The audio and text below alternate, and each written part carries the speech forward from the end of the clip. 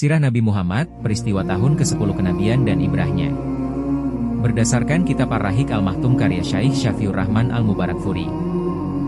Tahun ke-10 kenabian adalah salah satu tahun yang paling berat dalam perjalanan dakwah Rasulullah.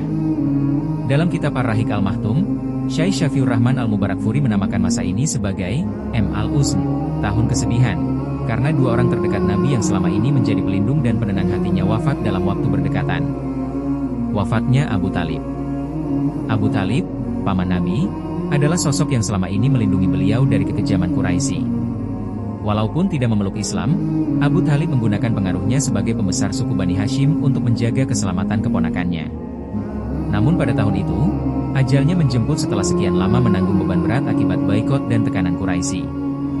Rasulullah mendatangi pamannya yang sedang sakaratul maut dan berkata penuh harap, "Wahai paman, ucapkanlah la ilaha illallah, kalimat yang akan aku jadikan alasan untuk membelamu di sisi Allah."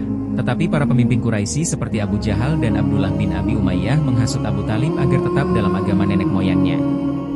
Akhirnya, Abu Talib wafat dalam keadaan belum mengucapkan syahadat. Rasulullah sangat berduka, tetapi beliau menyerahkan semuanya kepada kehendak Allah. Wafatnya Khadijah binti Khuwailid era. Beberapa waktu setelah itu, musibah kedua datang. Wafatnya Khadijah era istri tercinta, sahabat sejati, dan penenang hati Rasulullah. Dialah orang pertama yang beriman ketika wahyu turun, yang menenangkan Nabi saat beliau ketakutan di Gua Hira, dan yang mengorbankan seluruh harta serta hidupnya untuk perjuangan Islam. Kehilangan Khadijah membuat hati Rasulullah hancur. Rumah beliau yang dulu penuh kelembutan kini terasa sepi.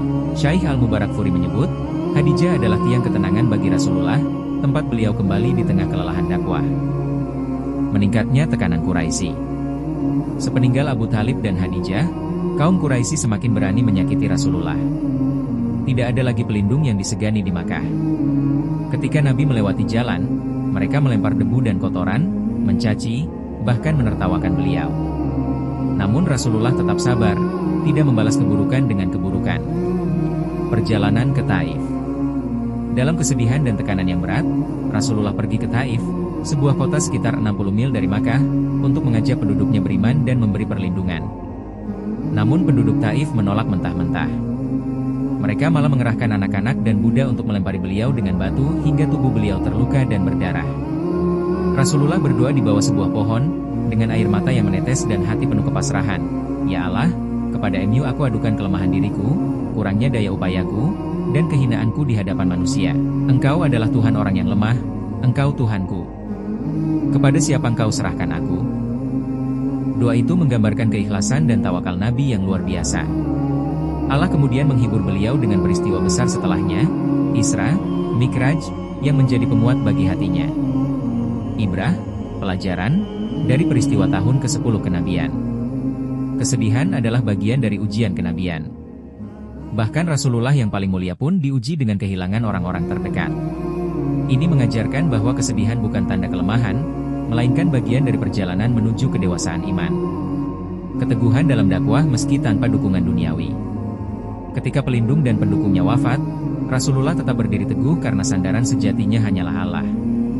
Cinta sejati dalam perjuangan.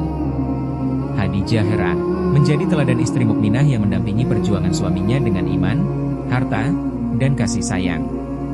Kesabaran menghadapi penolakan. Kisah di Taif mengajarkan kelembutan hati seorang dai sejati yang tidak membalas kejahatan dengan amarah, tetapi dengan doa dan kasih. Pertolongan Allah selalu datang setelah ujian terberat. Setelah tahun kesedihan, Allah mengangkat Nabi ke langit dalam peristiwa Isra, Mikraj, bukti bahwa setelah kesempitan pasti ada kelapangan. Penutup, tahun ke-10 kenabian menjadi titik balik dalam sirah Nabi, masa di mana dakwah berpindah dari fase kesedihan menuju fase penguatan spiritual. Dari sinilah kita belajar bahwa ketabahan dalam ujian akan selalu berbuah kemuliaan di sisi Allah.